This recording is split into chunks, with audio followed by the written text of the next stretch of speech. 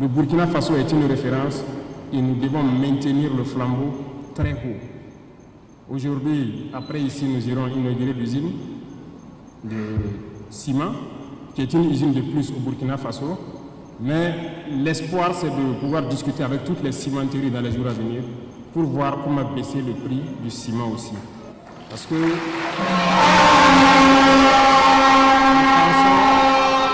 nous pensons qu'il y a des possibilités et mieux, nous avons du calcaire au Burkina Faso et de l'argile. Si on arrive à l'exploiter de manière efficiente et discuter avec un de la dernière fois des producteurs de ciment, il faut qu'on arrive à exploiter ça pour faire baisser le coût du ciment. Donc on va discuter avec eux tous pour voir qu'est-ce qui est possible. Et là, ça va nous permettre de construire notre pays parce que notre pays est en chantier. Et aussi, c'est un signal à ceux qui sont là, parce qu'ils sont arrivés en 2023, au moment même où les impérialistes avaient peint le Burkina Faso en rouge. C'est une destination dangereuse, il ne faut pas aller investir dans ce pays. Et ils sont venus avec leur argent. Ils ont injecté, ils ont construit leur usine. Je pense qu'ils ont fini depuis le mois d'octobre passé. Donc c'était un devoir pour nous d'aller les accompagner et passer un message aussi au monde pour les faire comprendre que le Burkina Faso, tel qu'ils le disent, c'est faux.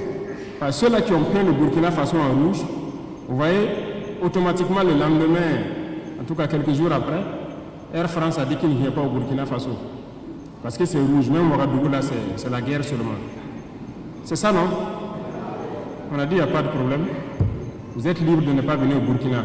Mais vous n'êtes pas la meilleure compagnie au monde. Si les autres compagnies continuent de venir, ça veut dire que vous êtes des menteurs.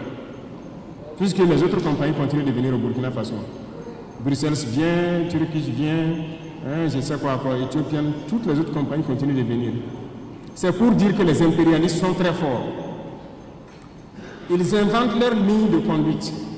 Et ils amènent certaines de leurs entreprises à suivre ça pour donner de la véracité à leurs mensonges. Puisqu'ils ont menti que le Burkina est dans zone rouge, et ils amènent Air France à suivre le mensonge pour faire paraître au monde que c'est vraiment une zone rouge. Voilà pourquoi leur compagnie même refuse de venir. Il n'y a pas de problème. Nous, on dit que les autres compagnies vont travailler. Leur mensonge n'a pas pris. Quelque temps après, ils reviennent pour demander à reprendre les vols. Si c'est devenu vert, il faut réécrire que c'est devenu vert et vous allez reprendre.